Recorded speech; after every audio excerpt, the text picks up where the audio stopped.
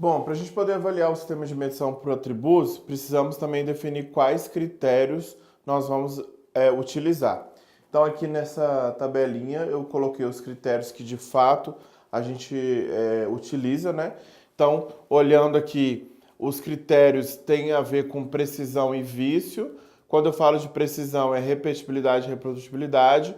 E quando eu falo de vício, é a concordância individual, global e as discordâncias, né, que podem ser 3. No final das contas, a gente acaba, na verdade, usando somente a concordância individual e 2 discordâncias, né, classificação errada e alarme falso. E esses 3 critérios já são suficientes para a gente poder avaliar esse sistema de medição por atributos.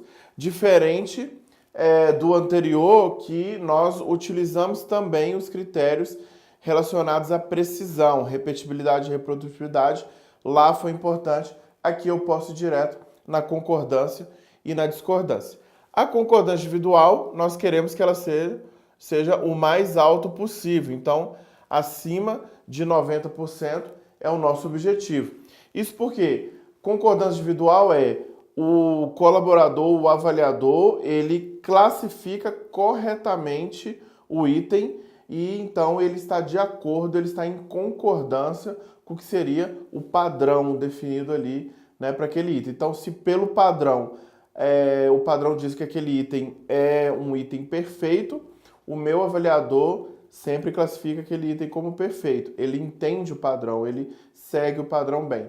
E se no padrão diz que o item é imperfeito, o item é defeituoso, então o meu colaborador, o meu avaliador, ele também entende isso, segue isso e sempre vai classificar aquele item como defeituoso. Então, ele está em concordância com o padrão, por isso concordância individual.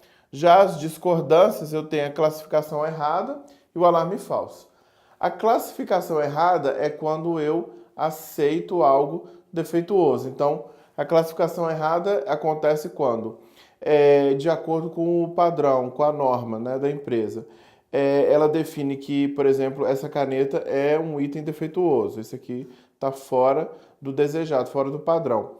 Ou seja, esse item é defeituoso de acordo com o padrão, com a norma. Vem o meu avaliador e diz que isso é perfeito e deixa passar. Isso é um problema grave, porque ele está deixando passar um item defeituoso, isso vai chegar lá no meu cliente, eu posso estar vendendo um item defeituoso para o meu cliente, né? Então, a classificação errada é uma discordância e por isso mesmo é a mais rigorosa aqui, ó. O aceitável é sempre abaixo de 2%. Então, a gente quer que seja menor do que 2%. Justamente porque aceitar algo defeituoso é correr o risco de levar isso adiante e impactar a satisfação do meu cliente. Já o alarme falso, eu quero menor do que 5%. Por que o alarme falso não é tão rigoroso? O alarme falso é a discordância no seguinte sentido. Eu estou rejeitando algo que é bom, algo que é perfeito. Então, pela minha norma, eu tenho, ó, esse item aqui, ele é perfeito, ele pode ser vendido, ele está dentro das especificações. Aí eu venho e falo, não, isso aqui é defeituoso, rejeito. Ou seja, rejeitar algo que é bom está gerando o quê? Um custo interno, né? Está gerando um retrabalho desnecessário, está gerando um descarte, um sucateamento desnecessário. Então, isso é custo. Então, isso também não é bom, só que menos rigoroso do que a situação anterior, porque a situação anterior da classificação errada é deixar um erro passar e esse erro tem potencial de chegar no cliente. Então, basicamente, são esses 3 critérios. Concordância individual, sempre acima de 90%, classificação errada abaixo de 2% e alarme falso abaixo de 5%. Agora, aqui também, como, né, na lição anterior, eu tenho 3 condições: aceitável e inaceitável, que são, né, os extremos, e a condição intermediária, que é a marginal. Então, se para concordância individual aceitável é 90 e inaceitável é abaixo de 80, então entre 80 e 90 é a condição marginal. No alarme falso, o aceitável é que seja menor que 5 e o inaceitável maior que 10. Então, entre 5 e 10 é o marginal de alarme falso. E classificação errada, menor que 2, inaceitável maior que 5. Então, entre 2 e 5 é a condição marginal. A gente costuma reprovar o sistema de medição se ele cai no inaceitável ou no marginal, porque até no marginal também eu entendo que o meu sistema de medição precisa de melhorias. Não é tão crítico, mas eu acabo concluindo da necessidade da melhoria também, né? Outra questão importante, esse quadro que ajuda vocês a montarem, né, como que vai ser essa avaliação do sistema de medição. Vocês devem ter percebido pelos exemplos, pelas atividades, que é sempre algo do tipo assim, eu vou pegar 2 ou 3 operadores, pegar 20 itens e cada item será avaliado mais de uma vez, mais de 2 vezes, enfim. Então, a avaliação do sistema de medição sempre gira em torno dessa condição, desse teste que a gente monta e diz, eu tenho X avaliadores, X itens e a repetição da avaliação desses itens. Então, aqui dá essa orientação para vocês, né?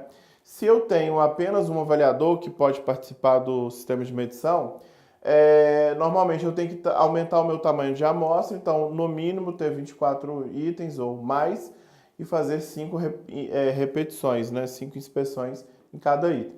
Se eu tenho 2 avaliadores, aí eu posso diminuir um pouco meu tamanho de amostra, ficar entre 18, 23 ali, aqui no intervalo dessa quantidade, acima de 18 e menor que 24, e eu faço pelo menos 4 repetições.